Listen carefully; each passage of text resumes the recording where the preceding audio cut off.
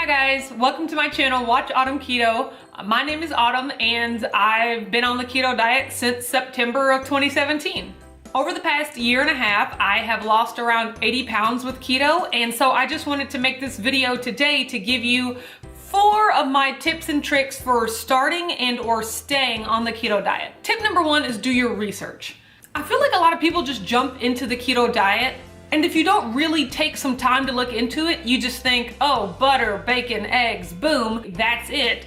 And you attempt to do that for a week and it might even work, but then you start to feel burnt out and restricted, and then you're like, oh, the keto diet didn't work for me. And it's not that the keto diet didn't work for you, it's just that enough research wasn't done to understand how to make the diet sustainable for you. As a part of that, I would also say be prepared to know what you're going to eat every day for the first 2 to 4 weeks. Having a plan, especially when you're starting a new diet, it gives you something to be accountable to. If you're anything like me, whenever you're given the option or whenever you're given a food choice, you make the wrong choice. So the easiest way to not even have to worry about that is to have a meal plan, a 30-day plan of this is what I plan to eat every day for the first 30 days to keep me on track, and keep going and keep planning ahead so that you don't find yourself in situations where you're out stranded and you don't have any food and a Cinnabon's looking real tempting and you didn't prepare yourself. So preparation is key. Tip number 2, and this was something that I really had to learn the hard way. Start with food that you actually like. So when you look up ketogenic recipes, there's gonna be a bunch of stuff like MCT oil and psyllium husk and xanthan gum and just all these weird ingredients that you probably have never heard of. And that's okay, because that stuff is totally optional. There are plenty of lists on the internet of foods that are acceptable on the keto diet. Get that list, circle the foods that you already like, and start with those. I can tell you from my own personal experience, the weekend before I decided to start the keto diet, I went to Sam's Club and I bought $400 worth of food that I had never even thought about eating in the years prior, just because I knew you could have it on the ketogenic diet. Secret keto confession, I don't really like avocados, and that's okay. But I knew that avocados were a staple of the diet, so here I go buying all these avocados, and guess what? They went bad. I bought a jug of MCT oil. For what? Guess what? It is literally still sitting in my pantry unopened a year and a half later. I bought chicken meatballs, just a bunch of things that didn't make sense for me to eat when I know for a fact that I already love butter, I already love eggs, I already love bacon, I already love broccoli and cauliflower and olive oil, and that's exactly what I ended up eating the first few weeks anyway. So all that stuff was just sitting in my pantry going bad because I went right out the gate trying something new. The ketogenic diet is gonna be new enough. You don't need to be introducing new foods while you're just trying to get acclimated to the diet. Tip number 3, no cheats for at least the first 90 days. One of the things that the keto diet has taught me was that there's just no way around it. To lose weight and to get healthier, you just have to consistently eat properly. That's it. In regular diet culture, we've gotten so used to, I can eat well during the week and then go on a 2-day binge on the weekend. And then Monday I start it all over again. And by Friday and Saturday or Saturday and Sunday, I'm going crazy. Like, there's no way around it. If you want to be successful, you've got to follow the plan for more than just a week.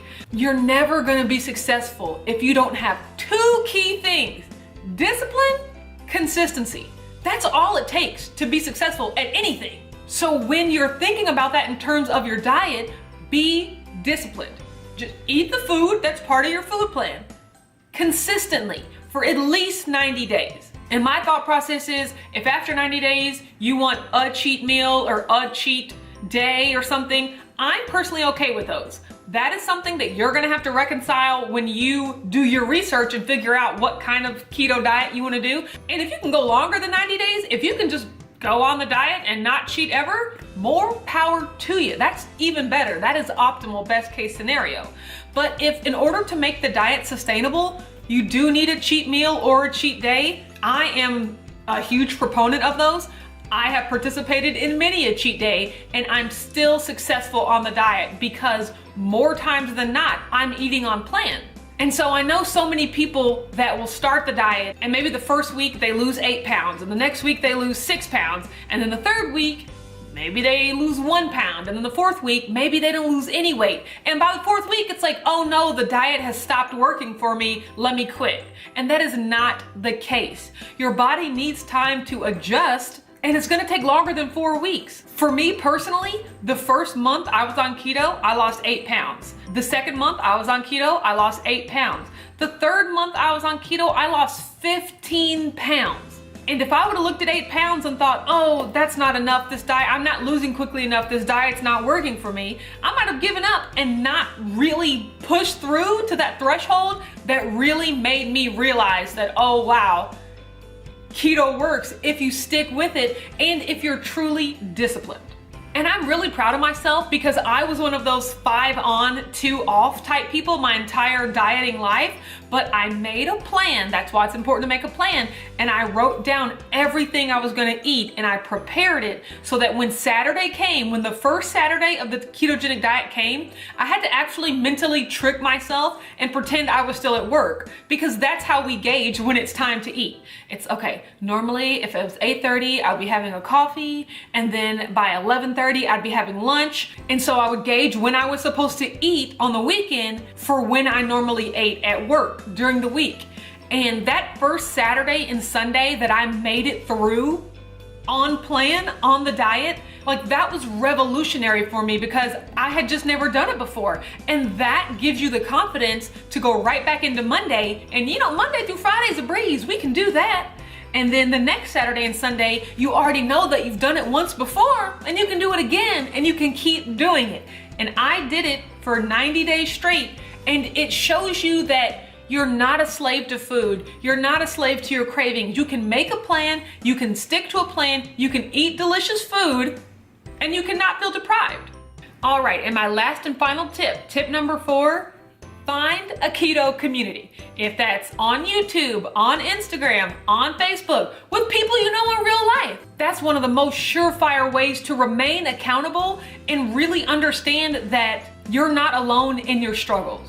I'll tell you one thing you are alone in, making sure that you're doing the work. No one's gonna force feed you keto food. You have actually got to make the choice to put the correct food in your body every day. No one else can do that for you. And in that, you are completely alone. But in your struggles, in your temptations, and your desire for new recipes, and your desire to vent, there are tons of people out there going through the exact same thing that you are. And to find that and to read that and to really realize that you're not alone or something's not wrong with you because for 30 days in a row, you're doing great, and for day 31, you just want to flip a table because you have such a bad craving, to realize that that's normal and everybody feels it, and just to work your way through it and to let the community know your struggles. And it's also a place for great information. People are always sharing information, recipes, tips on fasting, tips for exercising. There's so much information out there, and it's so much more meaningful when it comes from a person that you know is going through the same things that you're going through. So you're already on your way with step 4 if you're watching this video, because you're already part of my community, and I really, really love that, and I'm glad you're here. And I want you to know that if I was successful, if I, the person that tried so many diets, Weight Watchers, Jenny Craig, juicing, vegan, everything, I've tried everything. If I can find something that works for me and make up my mind, because that's all it takes. You gotta make up your mind. If I can finally get to the point where I made up my mind that I was gonna be disciplined and consistent with this diet, if I can do that, anyone can. Because I know exactly how it feels to feel hopeless, to feel, well, I guess I'm just a fat person forever. You know, I guess this is my life now. But to really truly know that that's not the life you want, but to honestly believe that you don't have the power to change it. I'm a slave to donuts. I'm a slave to Doritos. They all taste too good. I can't do it.